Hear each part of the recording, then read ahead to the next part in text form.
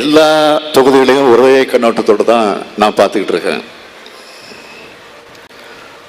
அந்த அடிப்படையில் தான் இந்த குளத்தூர் தொகுதியில் புதிய வட்டாட்சியர் அலுவலகம், புதிய காவல்துறை ஆணையர் அலுவலகம்,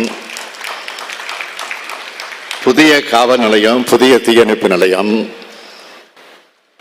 புதிய சாரப்பதிவாளர் அலுவலகம் ஆகியவை விரைவில் அமையவிருக்கிறது என்பதை மகிழ்ச்சியோடு நான் தெரிவிச்சுக்க வந்தேன். இதுவும் குளத்தூர் தொகுதிக்கு மட்டும் இல்லை, தமிழ்நாட்டோட பல தொகுதிகளுக்கு இது வர இருக்கு. ஒவ்வொரு சட்டமன்ற உறுப்பினரும் தங்களுடைய தொகுதிக்கு தேவையான 10 திட்டங்களை கொடுக்க வேண்டும் என்று நான் சட்டமன்றத்தில் அறிவிச்சேன். அது ஆளுங்கட்சி மட்டும் இல்லை, எதிர்கட்சி மட்டும் இல்லை, எல்லா கட்சியும் 234 தொகுதியில் இருக்கக்கூடிய சட்டமன்ற உறுப்பினர்கள் அவசரமா உங்க தொகுதிக்கு முதற்கட்டமா ஒரு 10 திட்டங்களை தாங்க. அந்த 10 திட்டங்களை எதை உடனடியாக நிறைவேற்ற முடியுமோ அதை இந்த ஆண்டிற்குள் நிறைவேற்றி தருகிறோம் என்று சொல்லி அதை அறிவிச்சு அதை எல்லா சட்டமன்ற உறுப்பினர்களும் வழங்கி அந்த பணியை செஞ்சுக்கிட்டு இருக்கிறோம். இது இந்தியாவிலேயே எந்த மாநிலத்திலும் கிடையாது, நம்முடைய மாநிலத்தில் மட்டும்தான். நம்ம கழக ஆட்சியில தான், நம்முடைய திராவிட மாடல் ஆட்சியில தான் எந்த வெறுப்பின்றி எதிர்கட்சியினர் தேர்ந்தெடுக்கப்படக்கூடிய தொகுதிகளுக்கும் முக்கியத்துவம் தந்து திட்டங்களை எல்லாம் நாம் வரிசைப்படுத்தி, முறைப்படுத்தி, விரைவுபடுத்தி செயல்படுத்தி கொண்டிருக்கக்கூடிய ஆட்சி தான் நம்முடைய திராவிட மாடல் ஆட்சி. நீங்க மறந்திருக்க மாட்டீங்க, சட்டமன்ற தேர்தல் முடிஞ்சு ஆட்சி பொறுப்பேற்ற நேரத்தில்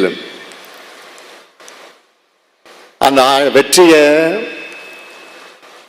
நம்முடைய தலைவருடைய நினைவிடத்தில் போய்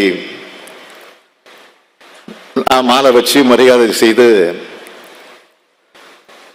அப்பொழுது பத்திரிகை நிருபர்கள் இடத்துல கேட்ட கேள்விக்கு பதிலளித்துக் கொண்டிருந்த போது இடையில ஒரு கேள்வி, அந்த கேள்விக்கு நான் பதில் சொன்னேன். இந்த ஆட்சி ஏதோ எங்களுக்கு ஓட்டு போட்ட மக்களுக்காக மட்டும் இல்லை, ஓட்டு போட தவறியவர்களுக்கும் சேர்த்து. அதாவது ஓட்டு போட்டவங்க மகிழ்ச்சி அடையணும், ஓட்டு போடாதவங்க ஐயோ இப்படிப்பட்ட ஆட்சிக்கு போடாம விட்டுட்டுமேனு வருத்தப்படக்கூடிய அளவிற்கு எங்க ஆட்சி இருக்கும் அப்படின்னு நான் அன்னைக்கே சொன்னேன். அதுதான் இன்னைக்கு நடந்துகிட்டு இருக்கு. பல்வேறு திட்டங்கள், அதை குறிப்பா நம்முடைய பெருமதிப்பிற்குரிய ஐயா பொன்னம்பல அடிகளார் அவர்கள் கூட வந்த உடனே சொன்னார், இது வரைக்கும் அறநிலைத்துறையில் இப்படி ஒரு அமைச்சர் இருந்து பணியாற்றியதை நான் பார்த்ததே கிடையாது அப்படின்னு பெருமையா சொன்னார். அந்த அளவிற்கு தமிழ்நாடு அரசு இந்து சமய அறநிலைத்துறை சார்பில்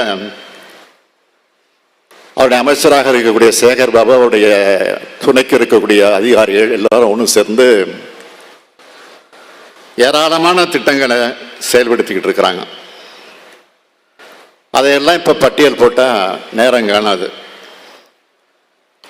இந்த நிகழ்ச்சி முழுவதும் அதான் பேசிக்கிட்டு இருக்கணும். இன்னும் பல நிகழ்ச்சிகளுக்கு நான் போக வேண்டியிருக்கு. அதனால சில ஹைலைட்டான சில திட்டங்களை தலைப்பு செய்திகளாக மட்டும் நான் சொல்ல விரும்புகிறேன். இது வரைக்கும் 1400க்கும் மேற்பட்ட கோயில்களில் குடமுழுக்கு நடத்தி இருக்கக்கூடிய ஆட்சி தான் இந்த திராவிட மாடல் ஆட்சி. 5000 கோடி ரூபாய் மதிப்பிலான கோவில் சொத்துக்களை மீட்டு இருக்கும். கோயில்கள் சார்பில் 10 கல்லூரிகளை உருவாக்கி இருக்கிறோம். அதுல ஒரு கல்லூரி தான் இந்த மயிலை கபாலீஸ்வரர் கல்லூரி என்பது மகிழ்ச்சியோடு தெரிவிச்சுக்கேன்.